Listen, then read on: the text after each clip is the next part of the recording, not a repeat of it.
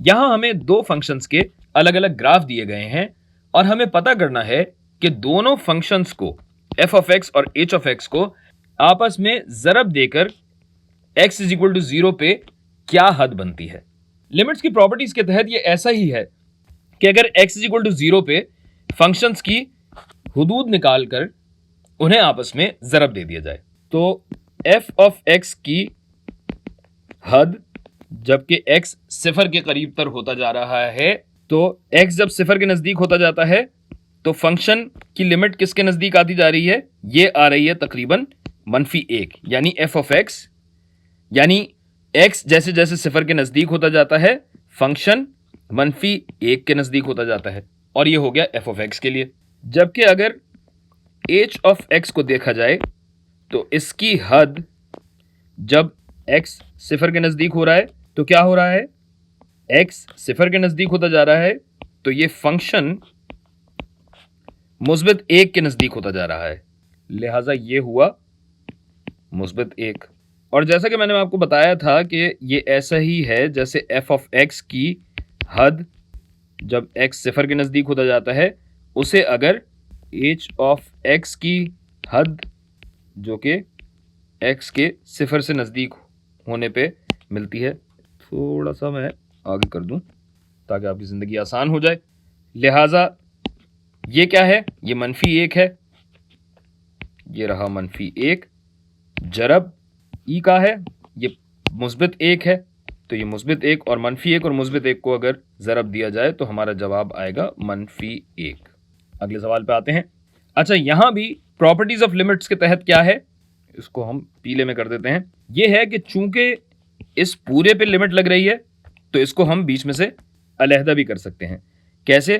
कि ये जो -2f ऑफ x है ना, इसकी हद जब x -3 के नजदीक होता जा रहा हो जमा 3h ऑफ x जो कि इसका दूसरा हिस्सा था जो जमा हो रहा था, इसकी लिमिट इसी पॉइंट पे, और चूंकि -2 और -3 से लिमिट की सेहत पे कोई असर नहीं पड़ रहा लिहाजा इसको बाहर लाया जा सकता है, यानी ये बन जाएगा -2 ज़रब limit as x approaches -3, Urdu में ऐसे कहते हैं, जमा 3 ज़रब limit as x approaches 0 h of x की। तो अब एक एक करके दोनों फंक्शंस पे गौर करते हैं। f ऑफ x को अगर देखें तो x जैसे जैसे -3 के नजदीक आता जा रहा है, तो अगर बाईं सिमत से देखें तो फंक्शन -3 के नजदीक आता जा रहा है, यानी इसकी जो लेफ्ट हैंड लिमिट है वो है 3, जबकि अगर x को -3 की तरफ घटते हुए देखा जाए तो फंक्शन क्या हो रहा है, सिफर की तरफ आ रहा है, यानी राइट हैंड लिमिट, यानी जो इसकी लेफ्ट हैंड लिमिट है वो राइट हैंड लिमिट के बराबर नहीं है। घबराइए मत, इसका मतलब ये है कि f ऑफ x इस पॉइंट पे -3 पे अनडिफाइंड है, गैर मुतय्यना है, और अगर ऐसा है तो जाहिर है यहां लिमिट का भी कोई वजूद नहीं हो सकता, यानी हमारा काम आसान है और हमें इसके आगे कुछ नहीं करना पड़ेगा, क्योंकि अगर यहां मेरे पास कोई नंबर है ही नहीं तो यहां मैं किस चीज में जमा करूं। हालांकि अगर आप h ऑफ x को देखें, और ये मैं सिर्फ आपकी सहूलत के लिए कर रहा हूं, h ऑफ x को देखें तो ये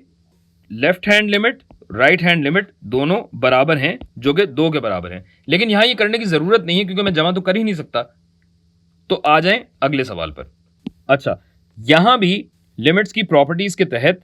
जो h ऑफ x की हद होगी जबकि x सिफर के नजदीक आता जा रहा हो, इसको डिवाइड करना है, तकसीम करना है g ऑफ x की हद पे जबकि x सिफर के नजदीक आ रहा हो। अब पहले h ऑफ x को देखते हैं। जैसे जैसे x सिफर की जानिब बढ़ रहा है वैसे वैसे फंक्शन किस जानिब बढ़ रहा है, बढ़ रहा है 4 की तरफ। जबकि अगर g ऑफ x को देखा जाए तो x जैसे जैसे सिफर की तरफ बढ़ रहा है ये फंक्शन भी सिफर की जानिब बढ़ रहा है, यानी 4/0। क्या बनेगा? ये फंस गए ना। देखे भाई, हालांकि यहां पे दोनों फंक्शंस की लिमिट मौजूद है, मगर तकसीम करने पर चूंकि जवाब हमारा लामहदूद है और लामहदूद अनडिफाइंड या गैर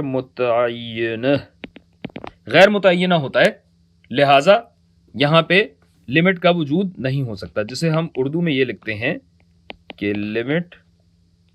डज नॉट एग्जिस्ट, और इंग्लिश में हद का वजूद नहीं है, या अगर चाहें तो आप इसको और सलीस उर्दू में लिख सकते हैं, हद गैर मुतय्यना है।